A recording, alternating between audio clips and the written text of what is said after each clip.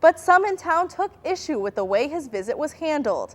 At the latest city council meeting, members of the council voiced their opinions on added traffic and the costs to downtown. And the communications wasn't there. I mean, I got complaints from businesses that said, we had no business. We had no way of getting our employees even in here. And I think that should be the responsibility of the bookstore, reimbursing the city for expenses we incurred. But the majority thought the benefits from his trip were worth the costs. The President of the United States came to Naperville. That in itself is pretty cool. Let's not be penny wise and dollar foolish. Bigger budgetary discussions took place when council addressed their 2015 legislative action plan to determine how the city should be spending money and what developments were necessary moving forward. 6 capital projects were up for debate, ranging from healthcare and road improvement projects to a possible entertainment venue. All would require either state or federal dollars, but council wanted to narrow the list to items that are important to Napervillians.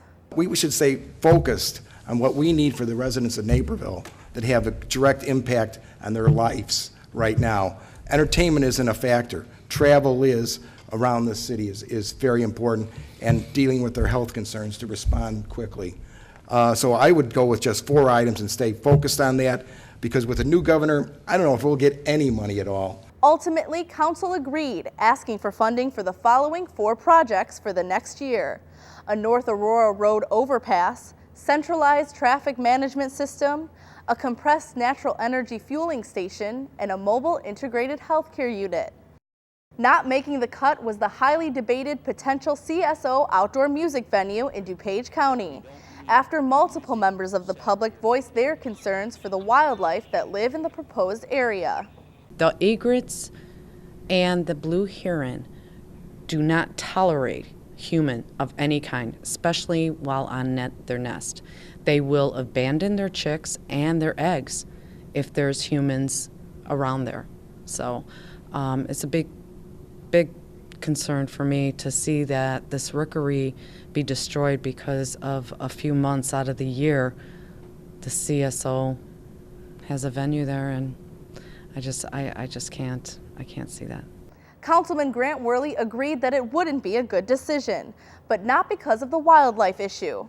Would you be okay with SB 16 passing and we lose $9.4 million every year, but in return we get $12 million back once for a music venue? Those are the things that we need to, let's just not focus on what's here, but also how this interplays with everything else.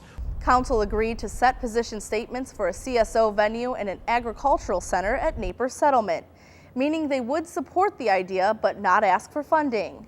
Other news of the night revolved around the city's proposed property tax levy of almost $50 million. This adds up to the average homeowner of a $367,000 home paying an extra $24 a year. The levy would support the city's 2016 fiscal year budget, as well as the libraries, Naper Settlement, and pension obligations. But some council members argued that the rising debt rung up by the city requires further action. We've now used all of our savings. We're down to our required reserves. We have increased our debt so significantly over the last 10 years. And it's no different than a household budget. You get rid of your savings and you run up your credit card debt, and that's kind of like what we're looking at right now. Despite the cautionary note from Cherico, council voted 6-3 to approve the tax levy.